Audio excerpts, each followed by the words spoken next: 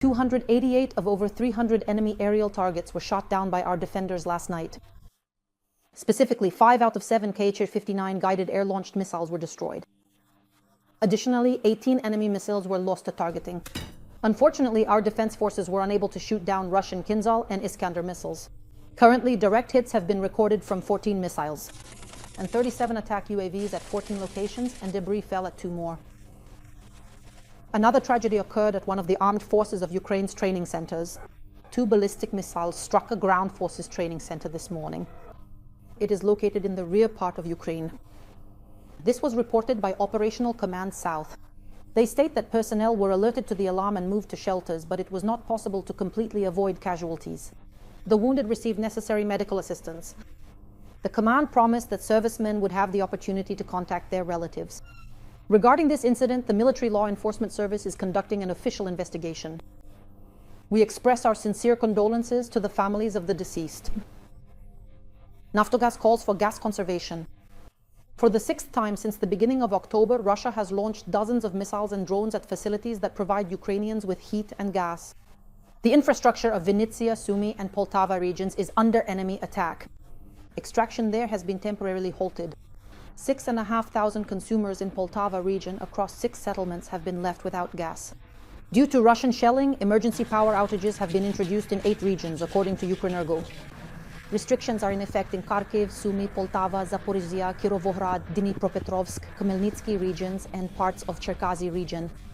From 1600 hours, the introduction of schedules for industrial consumers is also likely. Ukrenergo urges not to switch on several powerful electrical appliances simultaneously today. Naftogaz also asks for economical consumption. As of now, regarding gas storage levels, we are on schedule. Imports are also proceeding on a steady schedule, but in parallel, Naftogaz is actively working with our partners and also with the state leadership to attract additional financial resources. For import purchases, because the volume of gas we need for this heating season, of course, increases with each shelling and unfortunately with each new attack. Attacks continue. These attacks have changed. If before it was 1 or 2 missiles per target, now it can be 20 drones in a single strike, and then a couple of hours later, there will be another 10 drones. And after that, depending on which part of the substation was hit, it's either a quick restoration or a more prolonged recovery period. Massively with drones, Russians attacked Nizhyn. This is Chernihiv region. 3 civilians were wounded.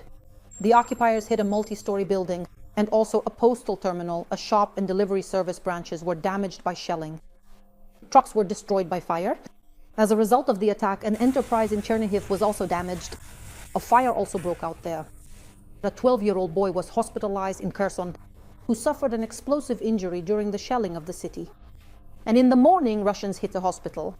A guard sustained explosive injuries. Enemy artillery attacks did not stop even during the day. 6 more residents were injured. 1 killed and 6 wounded in Donetsk region. Russians hit Dobropilya with 4 guided aerial bombs. They killed 1 person and wounded 2.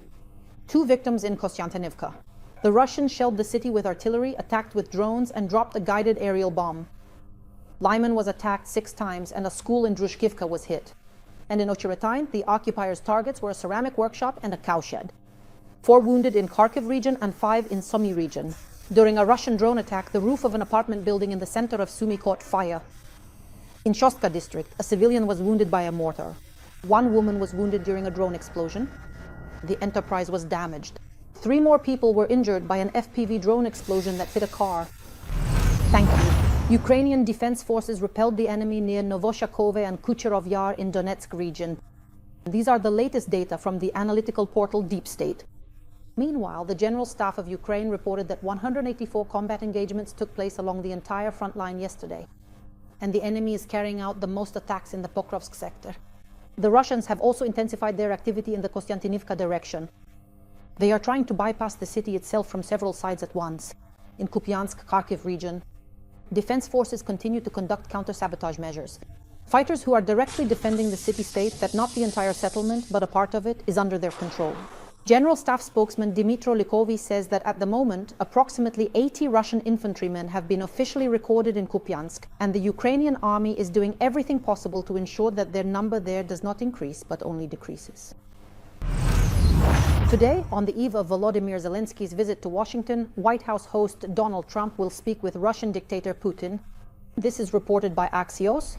And the day before, the US president stated that Ukraine would like to go on the offensive on the battlefield against Russia.